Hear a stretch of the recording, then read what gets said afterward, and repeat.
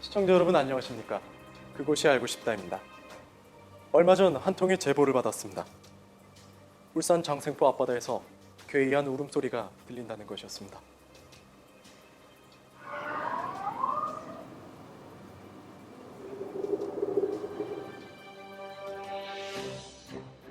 과연 이 괴이한 울음소리의 정체는 무엇이었을까요? 저희 제작진은 이 소리의 정체를 찾기 위해 울산으로 출발했습니다. 제보지인 울산 장생포로 향하던 중 대하강변에 유난히 사람이 북적거리는 것을 발견했습니다. 우리 제작진은 혹시나 괴이한 울음소리에 대한 단서를 찾을 수 있을까 하여 잠시 취재차에서 내려 확인하기로 했습니다. 제작진이 울산에 찾아간 날에는 고래축제가 열리던 날이었습니다. 울산이라는 도시를 떠올리면 대개 자동차, 조선소, 공장이 많은 공업도시 또는 동해바다를 끼고 있는 항구도시라고만 생각하기 마련입니다. 하지만 울산은 고래 캐릭터와 조형물, 다양한 고래 체험 등 온통 고래로 가득한 국내 유일의 고래 도시였습니다. 강변에서는 고래 퍼포먼스가 이루어지고 있었습니다. 그런데 말입니다. 제작진이 찾던 소리와 흡사한 소리가 강변에서 들려왔습니다. 제작진은 이 괴이한 울음소리가 고래의 소리가 아닐까 하는 의문을 품으며 실제로 고래를 볼 수 있다는 장생포 고래생태체험관으로 향했습니다. 고래생태체험관으로 들어가자마자 돌고래들이 헤엄치고 신나게 노는 모습을 볼 수 있었습니다. 많은 사람들이 해저 터널에서 활기찬 돌고래들의 몸짓을 보며 신비로움을 느끼고 있습니다. 해저 터널 위로 올라가자 돌고래의 재롱 공연이 이어졌습니다.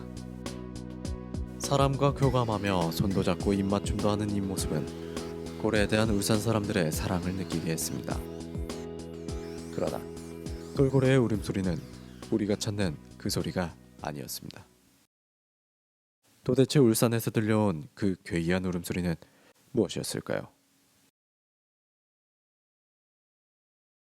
우리 제작진은 바로 옆 고래박물관에서 고래와 울산의 관련성을 더욱 집중적으로 알아보기로 했습니다.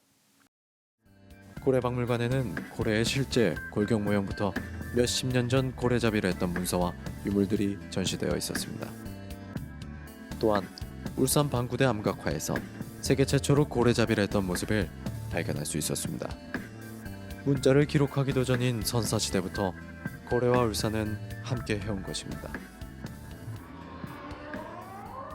잠깐, 이 소리는 무엇일까요? 드디어 괴이한 울음소리의 정체를 확인할 수 있었습니다. 우리가 찾던 이 소리는 바로 귀신고래의 소리였습니다. 고래박물관 3층 전체가 전문가될 만큼 우리나라와 귀신고래는 인연이 깊습니다.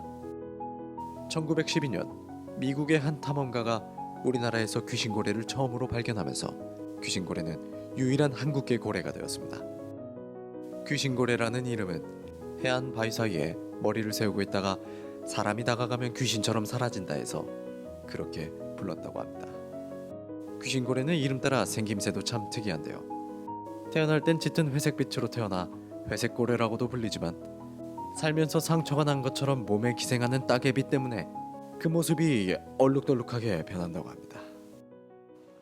귀신고래는 조선시대까지만 해도 1500마리 가까이 동해안에 서식하고 있었습니다. 그런데 현재는 멸종위기에 처해 그 모습을 보이지 않고 있습니다. 귀신고래가 자취를 감추게 된 건 왜일까요? 바로 일제강점기 때 러시아와 일본의 포경회사들이 무분별하게 포획했기 때문입니다. 우리는 1986년 포경금지를 약속하고 울산 앞바다 귀신고래 회유면을 천연기념물로 지정하여 귀신고래가 돌아오기만을 기다리고 있습니다. 유일한 한국계 고래인 귀신고래. 지금은 울산 앞바다에서 귀신고래를 볼 수는 없지만 머지않아 울산 사람들의 관심과 보호 속에서 우리들의 친구로 돌아올 것입니다.